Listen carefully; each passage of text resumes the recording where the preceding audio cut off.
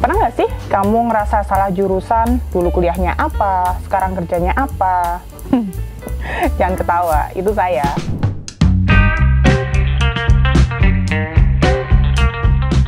Saya Sinta, saya lulusan S1 Teknik Informatika yang sekarang bekerja sebagai pustakawan. Nah, kok bisa sih? Iya sih, ini gara-gara teman saya nih yang ngiming-ngimingin passing jadi pustakawan nanti bisa mudah nih mutasi kemana aja yang saya suka. Sebenarnya saya seneng sih kerja jadi pustakawan, kerjanya nggak perlu di LDL gitu, plus kerjaannya nyantai. Tapi nggak seperti yang saya bayangkan. Ternyata jadi pustakawan itu harus ngurusin dari A sampai Z. Nggak cuma ngurusin buku, tapi juga harus jadi koordinator pustakawan Kemenkeu loh. Dan bonusnya saya tetap ngurusin IT. Akhirnya tetap ngerjain IT juga saya. Pertanyaannya, saya bahagia nggak sih sama pekerjaan saya sekarang? Terus passion saya itu yang mana? Nah, saya harus ngerjain pekerjaan yang ini atau gimana selanjutnya? Kegalauan saya terjawab sudah setelah saya baca buku You Do You karya Alexandro Ruby. Buku yang ada di e-perpus ini, e-perpus Kemenkeu ya, ini telah mengubah mindset saya tentang diri dan tujuan hidup saya. Kok bisa? Yuk, sini, tak cerita ini. Tadi kan saya udah cerita ya, saya jadi pustakawan gara-gara teman saya. Terus, saya orangnya suka baca buku. Enggak lah. Nah, dalam setahun, saya baca buku itu paling bisa dihitung jari. Satu tangan nggak habis ini jarinya. Tapi kalau drakor, jangan ditanya. Ya bukan nggak suka juga sih, cuma kan sebel aja ya. Yang seharusnya saya ngurusin buku sama perpustakaan, saya masih harus ngurusin urusan tentang IT.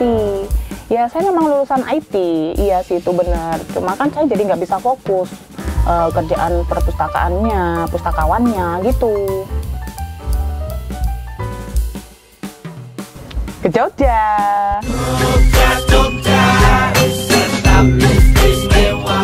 Soalnya suami dan anak saya ada di sana. Jadi kerjaan apapun deh, asal pindah ke Jogja, oke lah saya mau.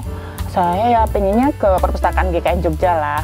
Tapi sayangnya belum ada formasi di sana. Jadi sebenarnya pustakawan itu passion saya bukan sih? Ada kutipan dalam buku You Do You nih, saya bacain ya. Your strength is not what you are good at. It's what you enjoy the most. It's your passion. Ternyata saya baru tahu nih, ternyata passion itu bukan harus kita kuasai, tapi apa yang kita enjoy. Seperti kalau saya sedang nonton drakor, ya nggak? Meskipun saya nggak begitu paham atau ngerti tentang kerjaan perpustakaan, tentang pustakawan, karena saya nggak pernah belajar juga sih tentang perpustakaan itu. Tapi saya enjoy aja ngerjain kerjaan pustakawan ini.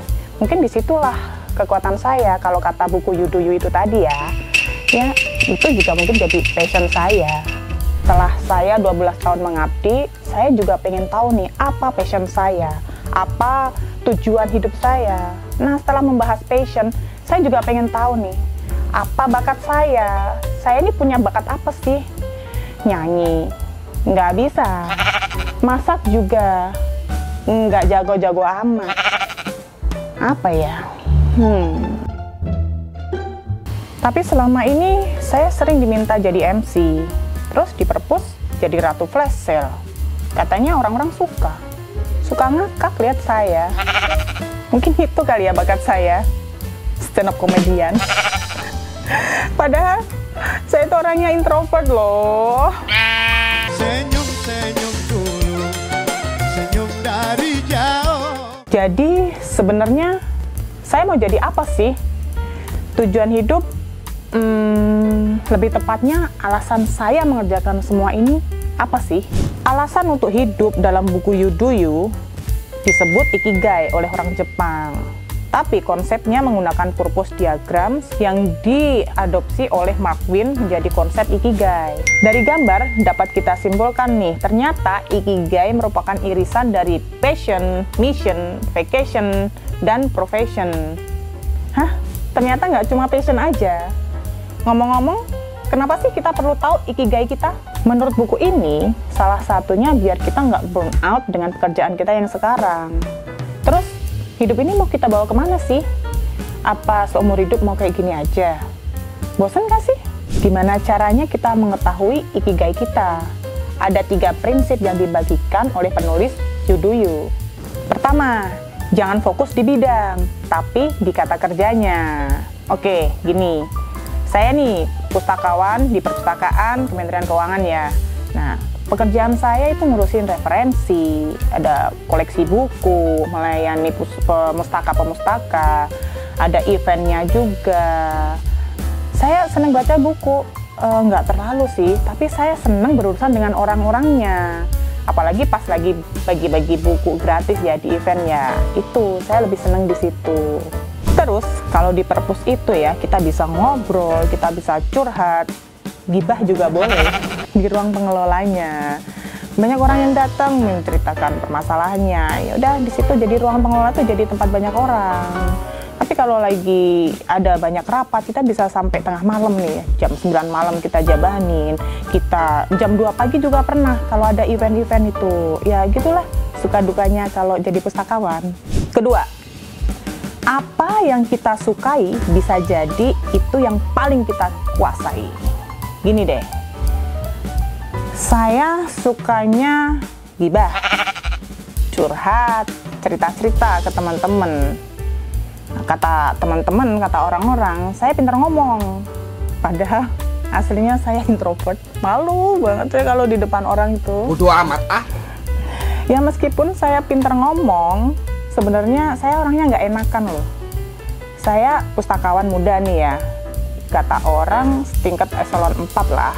Ya agak riak dikit nggak apa-apa lah ya di sini ya. Bodoh amat ah. Tapi saya nggak enakan nyuruh teman-teman saya untuk mengerjakan kerjaan itu, agak sungkan gitu ya.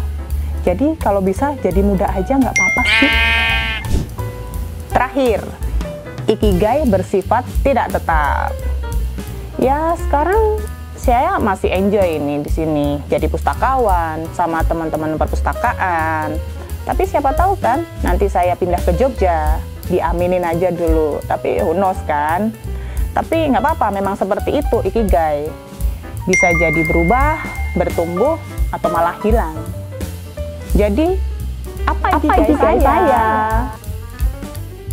Nah, kalau kita lihat diagram ikigai tadi, ikigai yang merupakan irisan dari passion, mission, vacation, dan profession.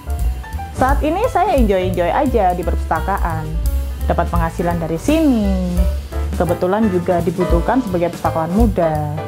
Dan yang paling penting, siapa tahu saya punya kesempatan untuk mutasi ke Jogja. Nah, itulah ikigai. Kenapa saya masih di sini? Apa buku ini cuma bahas ikigai? Tentu tidak. Bagaimana menemukan passion, mengelola personal branding, memaknai kekayaan, mengelola keuangan, sampai mengelola growth mindset. Cocok banget deh buat kita yang sedang dalam quarter life crisis. Kekurangan dari buku ini mungkin terlalu banyak istilah bahasa Inggris yang saya beberapa nggak ngerti artinya. Memang nggak dikasih terjemahannya, tapi itu udah dikasih peringatan sama penulisnya biar kita mencari tahu sendiri itu artinya.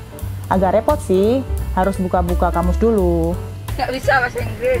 Buku ini sudah membuka pikiran saya dalam menjalani hidup, memaknai pekerjaan, dan menemukan ikigai saya.